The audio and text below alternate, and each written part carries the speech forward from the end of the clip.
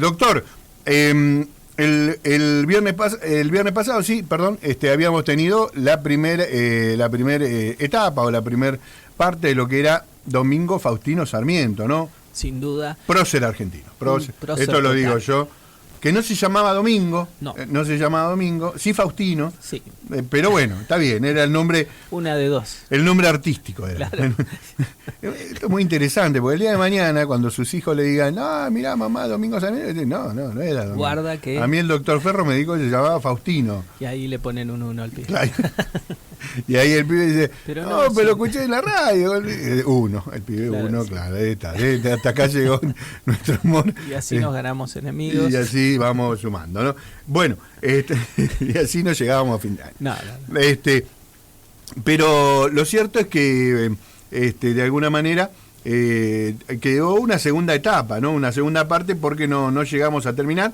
Habíamos quedado, para aquellos que recién se engancha, con la asunción de Sarmiento como presidente, algo que, bueno, se dio casualmente, ¿no? Sí, bastante casualmente, porque no era, diríamos hoy, un político orgánico, ¿no? Era más bien un freelancer, estaba por su cuenta, claro. Trabajaba para diversos gobiernos, trabajó para Chile.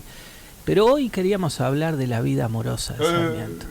Ponernos más crocantes, más, digamos, sensuales. Porque tuvo vida amorosa Sarmiento. Claramente, a pesar de su fisonomía, digamos, porque lo llamaban feo, le decían de todo, pelado, lo que es. Tuvo, a mí también me llaman. Y bueno, pero él tenía su carisma, su inteligencia, claro. Era mujeriego, le gustaban mucho las mujeres. Fíjense, por ejemplo, esto escribe en una de sus cartas. Ajá. Mi destino está desde la cuna entretejido a las mujeres, casi solo mujeres, y puedo nombrarle una a una en la serie que como una cadena de amor van pasándose el objeto de mi predilección, ¿no? Tenía este tipo de cosas. Le escribe a un sobrino en 1843. Esto no lo escribió, digamos, él lo escribió Sarmiento. Sí, ¿no? ¿Me lo repite? Si ¿cómo no? Mi destino está desde la cuna entretejido a las mujeres. ¡Apa! Casi solo mujeres. Casi solo. Y puedo nombrarle una a una en la serie que como una cadena de amor van pasándose el objeto de mi predilección. Cadena de amor podría ser una telenovela, ¿no? Con objeto de predilección también, ¿no? Podría ser impresionante. Bueno, y él escribe, por ejemplo, a su sobrino en 1843, le dice, no creo en la duración del amor que se apaga con la posesión. Ya era bastante promiscuo. Yo definiría esta pasión así, un deseo por satisfacerse. Parta usted del principio de que no se amarán por siempre. Claro. Cuida de cultivar el aprecio de su mujer y apreciarla por sus buenas cualidades. Oiga usted esto, su felicidad depende de la observancia de este precepto. No abuse de los goces del amor. No traspase los límites de la decencia. No haga a su esposa perder el pudor a fuerza de hacerla prestarse a todo género de locuras. No, claro. Cada nuevo goce es una ilusión perdida para siempre. Claro. Cada favor nuevo de las mujeres es un pedazo que se arranca del amor. Yo he agotado algunos amores. ¿Cómo no leímos esto en la primaria? Estaba escondido en sus cartas. Pero enseñaban que otra cosa de Sarmiento. Fíjense que dice que agotó algunos amores. O sea, cómo habrá estado el asunto, ¿no? ¿Cómo ha estado el asunto? Y dice, he concluido con mirar con repugnancia a mujeres apreciables, que no tenían a mis ojos más defectos que haberme complacido demasiado. Los amores ilegítimos tienen eso de sabroso, que siendo la mujer más independiente aguijonea nuestros deseos con la resistencia. En fin, un Casanovas, un dandy, una persona que estaba permanente. Por ejemplo, en 1867 escribe un artículo que se llama Puritanismo y Whisky. El artículo de empezamos mal. La Biblia de Calefón. ¿No? Puritanismo y whisky, claro. 1867. 1867. Esto ya era, ¿no? Ya estaba terminando, estaba por asumir de presidente en el 68 y escribe esto antes de asumir, ¿no? Sí. A mí, que me den lo que el puritano prohíbe, en contra del puritanismo. Placer. Hay que devolver el hombre a Dios. Pongamos vino en nuestras mesas, música en el aire, risa en la boca, fragancias en la nariz, colores, formas y curvas ante los ojos. Sí. Yo he comprado en París, yo, un hombre viejo, una Venus de Milo de bronce porque venero la belleza. Aunque me obligan a someterme a las leyes de la sociedad, creo que me gustaría una vida ardiente y salvaje, libre de sujeciones. De alguna manera me rebelo contra la ley y el orden. Y esto a un añito de ser presidente. De ser presidente, claro. Bueno, está bien, ¿no? Después se enteraría que, recordemos que sería presidente casi sin quererlo, ¿no? Porque él no hizo campaña, nada. No, y de hecho... Estaba en ese momento en Chile. Estaba de embajador en Estados Unidos. En Estados Unidos, embajador en Estados Unidos. Y ahí como que le hacen una campaña, no había una sucesión clara para Mitre y va ganando lugar ¿Cómo habrá sido la presidencia de Mitre que eligieron a uno? Para empezar, la guerra del Paraguay, claro, ¿no? Hay muchos problemas, digamos que sí. Lo de Mitre fue muy desordenado qué feo y eso. por decirlo suave. Pero, ¿qué tema de los presidentes, ¿no? Y las mujeres, ¿no? Cosa que ya viene... Y siempre hay algunos temas de polleras, podríamos decir, en términos de otra época. No, me diga, eso en serio.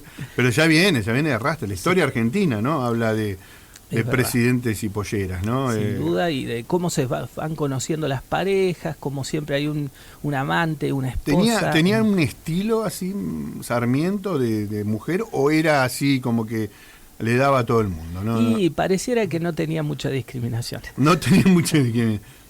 Él ganaba charlando, él era muy charlador, era un gran conversador, un hombre bla bla bla y era muy inteligente, y la inteligencia rápido, seduce, ¿no? Carismático. Lo que no me pasa a mí, ¿no?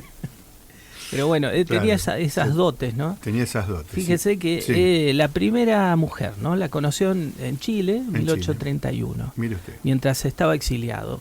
Se llamaba María. Recordemos que él se exilia porque no lo quiere. Lo empieza a perseguir el presidente de ese momento, que era. Rosas, ¿no? Rosas, estaba efectivamente peleado con Rosas. Bueno, el sector federal estaba dominando todo. Digamos, Facundo Quiroga toma San Juan y bueno, ahí marcha al exilio, ¿no? Claro. Él dirigía diarios opositores, tenía una visión unitaria, entonces bueno, marcha al exilio y por supuesto en ese exilio él se convierte en embajador de Chile, una cosa bastante, ¿no? Sí, trabaja mucho de maestro, trabaja de minero, trabaja también para el gobierno chileno en un momento, funda también un montón de diarios. Una cosa que... ¿Se lo tiene allá como en Chile referente a Sarmiento? Se lo tiene que sí, porque... Se puede decir que digamos, no es un padre de la patria, obviamente, pero es alguien que es reconocido a pesar de no de ser chileno, digamos. Fue un funcionario muy importante del gobierno de Montt, del presidente Montt. Así que sí, tiene su lugarcito en la historia. Mire usted. Escribió muchísimo, hizo proyectos de ley, trabajó mucho realmente, con muchas ideas que después buscaría aplicar a la Argentina, así que si bien no es una referencia histórica después central, marcha a Estados Unidos, ¿no? Donde no representaba a la Argentina, sino a Chile. Exactamente, él estuvo como representante de Chile estudiando los sistemas educativos de Europa y Estados Unidos. Especialmente Estados Unidos le sorprendió muchísimo, ¿no? Entonces, en 1831, mientras estaba exiliado, se encuentra con María de Jesús del Canto, que tenía 20 años, ¿no? Se habían encontrado en San Francisco del Monte, donde trabajaba de maestro, es decir, que ahí las novias eran también sus alumnas, un pequeño problema. Y aunque nunca se casaron, tuvieron una hija, la que llamaron Faustina, ¿no? Como habíamos mencionado la vez pasada. Sarmiento confiesa que a los 20 años sus costumbres eran más o menos como las de todos los jóvenes, tuvo su primer romance, y esta chica va a morir al poco de tener la hija, Faustina. Faustina, ¿no? Entonces, también muere jovencita la hija, ¿no? Muy joven. La mujer muere joven. Faustina lo acompaña hasta el final de los días a Sarmiento, la hija. Con los nietos y todo, va a terminar en el Paraguay los últimos días. Y bueno, ¿qué hace Sarmiento? Se le murió esta novia, digamos, tenía una hija. ¿Qué hace? Se la encaja a su abuela, a su mamá, a Paula Albarracín. Anda a vivir y que te críe mi mamá. Que vivía en San Juan, ¿no? Le encajó la hija a la vieja y se... ¿Cómo a la vieja? No. A la señora Paula Albarracín. A la señora Paula Albarracín. Siguió sus aventuras, digamos, ¿no? Claro. Entonces, ¿qué le sucede? Digamos que no fue un padre muy presente. No, claramente no, para nada. La segunda de las mujeres de Sarmiento sería su esposa, su única esposa, Benita Martínez Pastoriza, que tenía 21 años cuando él la conoció y estaba casada. y ahí tenemos un problema, ¿no? En Valparaíso, ella estaba casada con un hombre mayor, Castro Calvo, que se llamaba Domingo, él sí se llamaba Domingo, Domingo Fidel, Castro Calvo, 61 años, y el hombre estaba muy enfermo, muy moribundo, digamos agonizante, ¿no? Claro. Y él lo visitaba a esta chica y conversaban. Sarmiento tenía 32 añitos en esa época. Los visitaba en la casa, ¿no? Entonces el boludo. O sea, conversa y de golpe queda embarazada esta chica. Se está haciendo el boludo. Hay un agonizante, es una cuestión poco ética. Se aprovechan de Sarmiento, 31 años. 31 años, la 21. Joven, la señora. 21 añitos. 21 años. 61 el esposo marido, de la señora. Castro Calvo. Castro Calvo, chileno él. Exactamente. 61 años. Compartían. Ella era sanjuanina también, así que tenían temas de conversación. Claro, me imagino. Sí, conversa que te conversa. Se quedó embarazada. Se quedó embarazada, no del señor que se estaba muriendo. De ahí 60... está la controversia, porque algunos dicen, ¿quién nace de estos momentos? Dominguito. ¿Recuerdan a Dominguito? El hijo que él supuestamente adopta, pero hay dos teorías. Una es que en realidad es un hijo de Sarmiento, de estas charlas, y otra es que era hijo de este muchacho Castro Calvo, pero es difícil de creer que fuera hijo de Castro Calvo, porque ya el hombre estaba muy mal, 61 años, no funcionaba, no tenía W40, las extremidades no se movían tanto. Entonces es muy probable que fuera de verdad hijo de Sarmiento. O sea, la joven de 21 años queda embarazada de un señor moribundo. Claro. Que estaba ya de 61 años, que estaba partiendo. En las últimas. El hijo nazi y se llama Dominguito. Claro. Claro, no por Domingo Sarmiento, no sean mal pensados, el señor se llamaba Domingo. Fidel. Domingo Fidel, Castro, no sé cuánto. Exacto. Entonces, pues ya veía del otro lado, pero digamos que acá era hijo legítimo de este matrimonio. Y después lo reconoce Sarmiento. Y después Sarmiento en un acto patriótico, heroico, supuesto, casi. Me pongo la 10. Digamos. O sea, no voy a dejar pequeño. Denota que la señora se queda viuda. Claro. Al poco tiempo de nacer Dominguito. Se casan. O sea, hacen todo legal, digamos, y reconoce al hijo. Porque la señora estaba viuda, se podía casar. Claramente. O sea, tal vez no respetó el duelo. Digamos que venía no respetando de antes. Pero bueno, charla que te charla. O sea que usted complicado. Facundo Quiroga, considera que Sarmiento fue adúltero. Y todo indica que sí. Pero este es solo el comienzo. Claro. Porque después, sí, pasó, digamos que comienza este segundo momento de la vida de Sarmiento. Él vuelve, después se une al ejército grande, derrotan a Rosas, Urquiza asume como presidente, pero digamos que él no se siente identificado, vuelve al exilio, bueno, de nuevo las cosas no iban bien. Se separa Buenos Aires de la Confederación y ahí empiezan los gobiernos de, por ejemplo, Mitre y Alsina como gobernadores de Buenos Aires, y él lo que va a hacer es volver en el 55 a Buenos Aires. Lo llaman para ser funcionario, va a ser director de escuelas, va a tener distintos cargos. Ahí vuelve a conocer, digamos, se reencuentra con Vélez Sarsfield, el autor del Código Civil argentino. Ah, no con el club. No, todavía no era club. Y estaba este hombre, Vélez Sarsfield era irrompible, lo querían todos, estuvo con Rosa, después se peleó con Rosa, después estuvo con el ejército grande, después vino Mitre, están todos lo querían todos. Él era cordobés, pero vivía en Buenos Aires. Y bueno, la casa de Sarmiento estaba a una cuadra de la casa de Vélez Sarsfield, empiezan a visitarse y da la casualidad de que Vélez Sarsfield tenía una hija.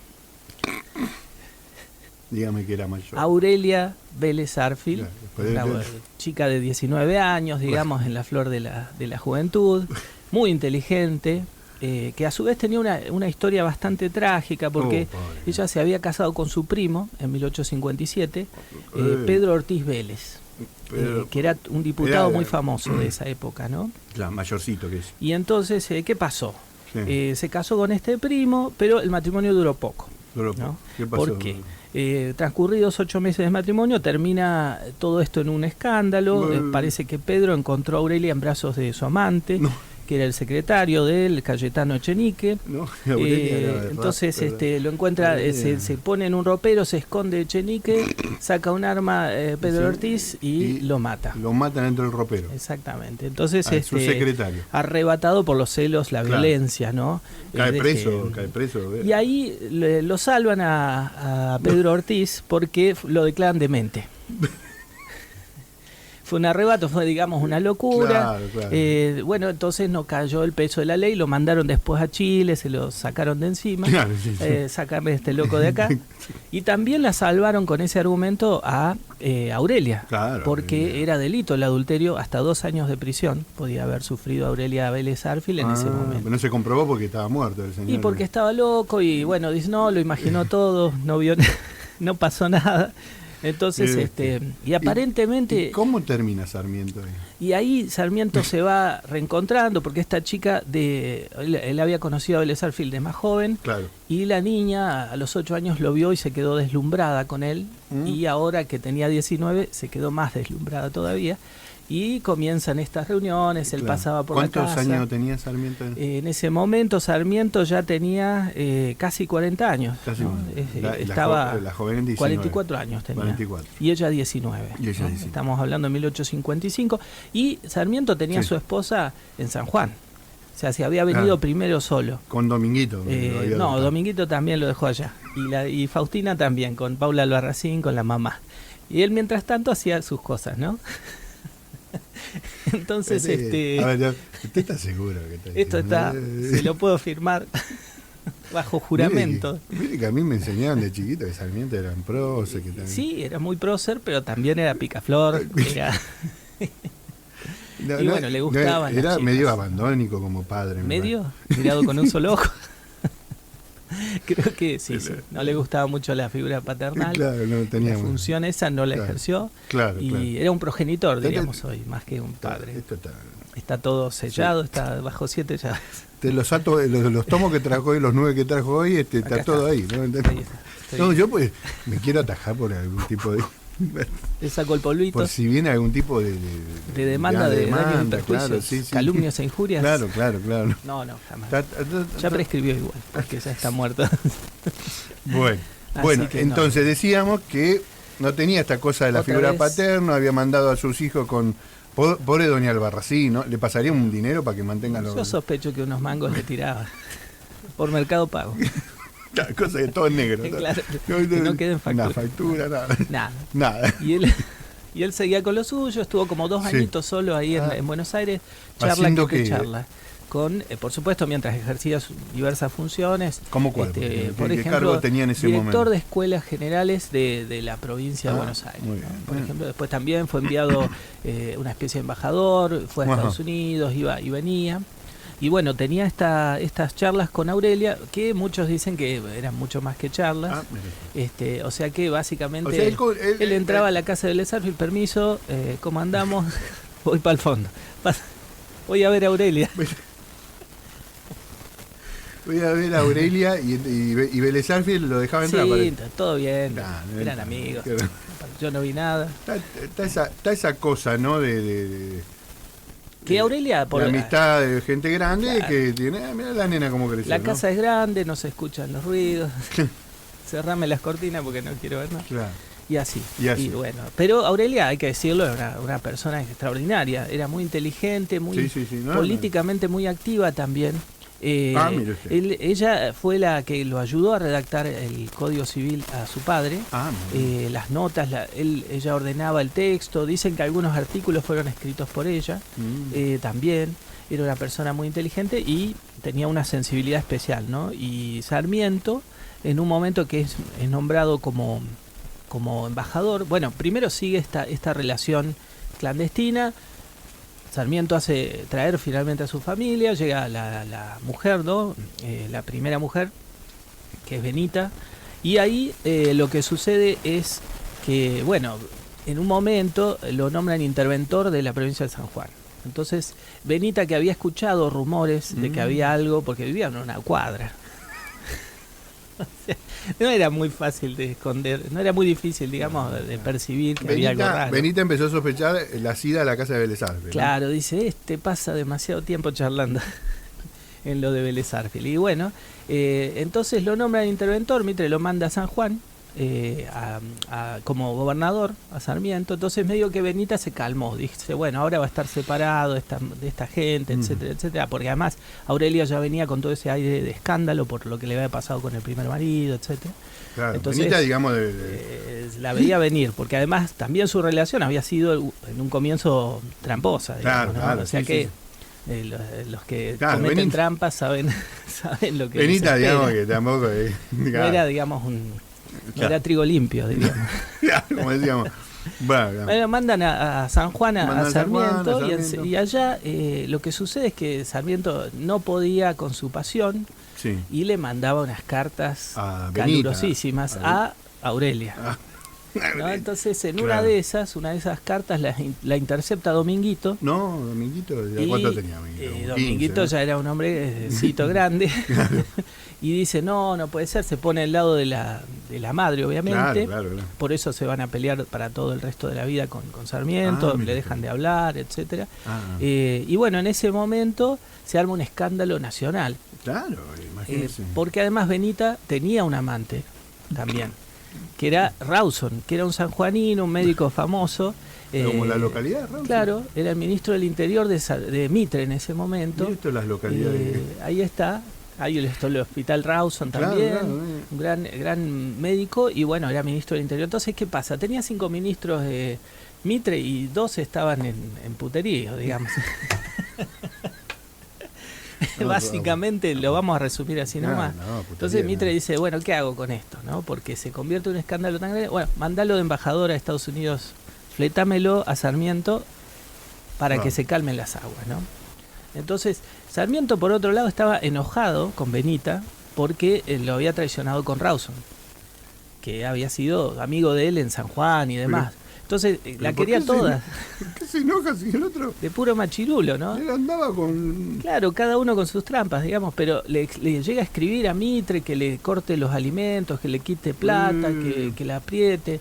Y bueno, Mitre dice, no, eso no va a funcionar, bueno, tranquilícese. En un momento Mitre le dice, bueno, lo que usted tiene que hacer es volver a su casa y fingir que el matrimonio sigue por las apariencias y demás. Bueno, Sarmiento obviamente no le hace caso y dejan de convivir, pero nunca se separan porque no existía el divorcio, así que estuvieron casados, digamos, legalmente hasta el final de sus días.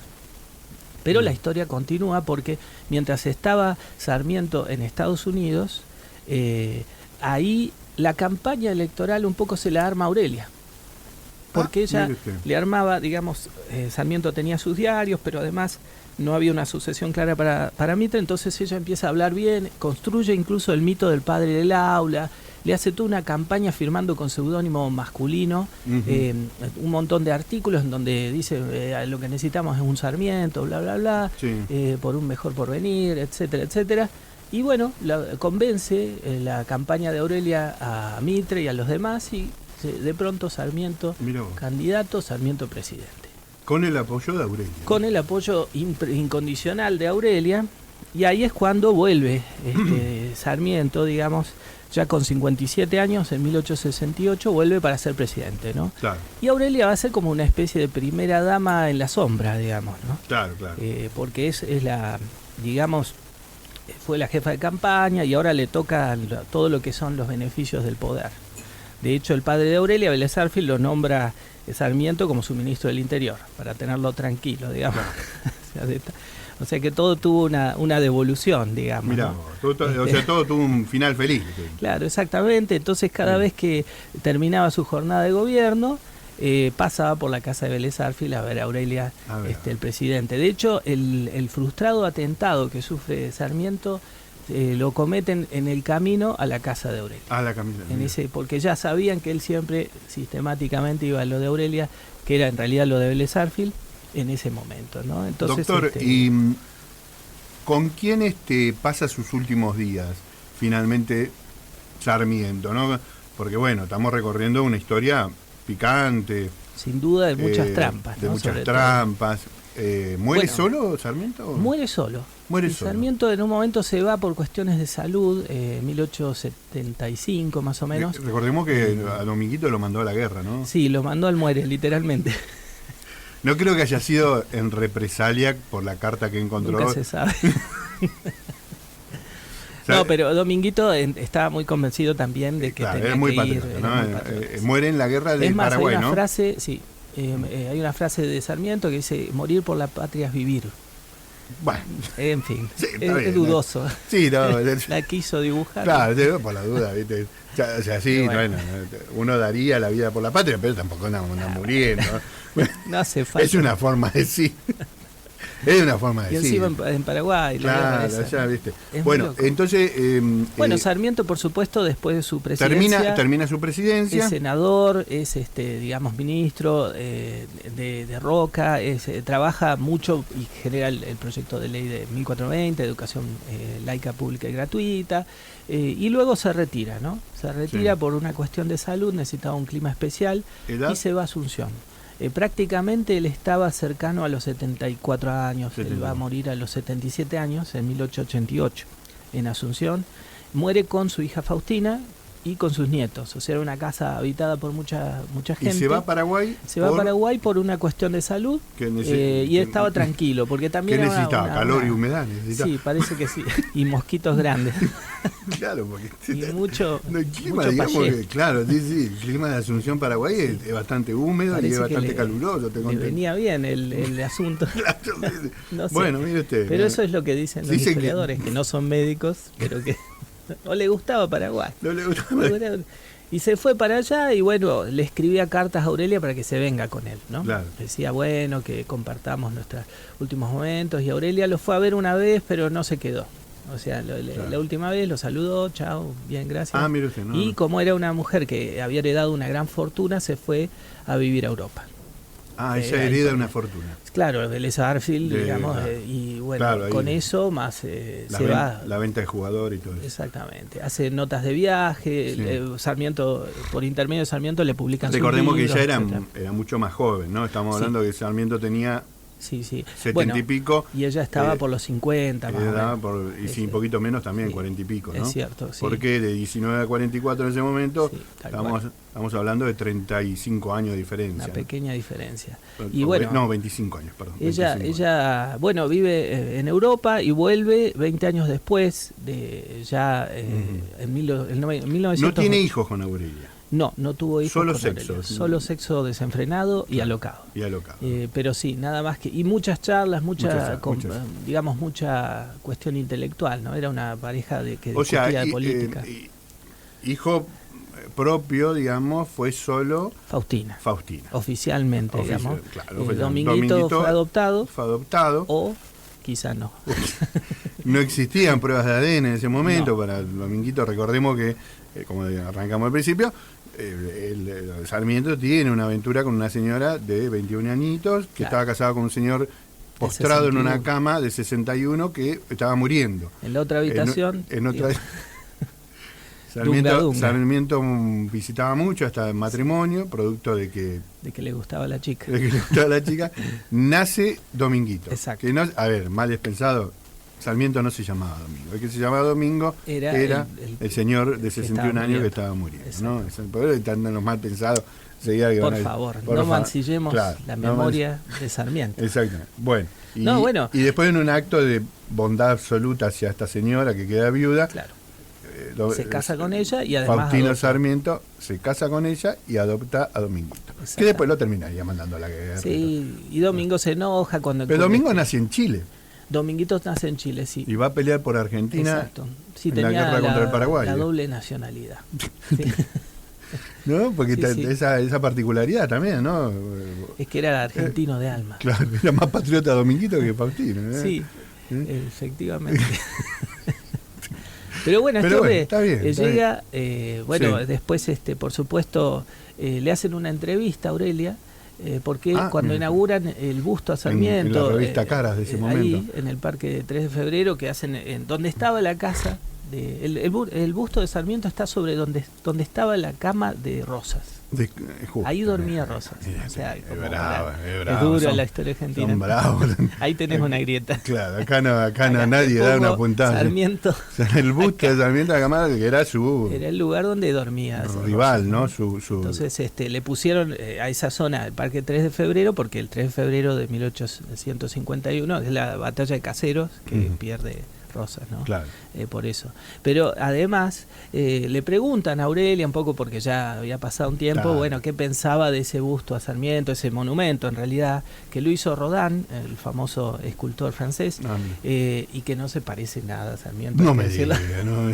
Es una maravillosa escultura, pero no tiene nada que ver, y claro, ha criticado mucho. Bueno. Aurelia dice, no, yo no puedo ver ese monumento porque para mí ese hombre fue mi hombre.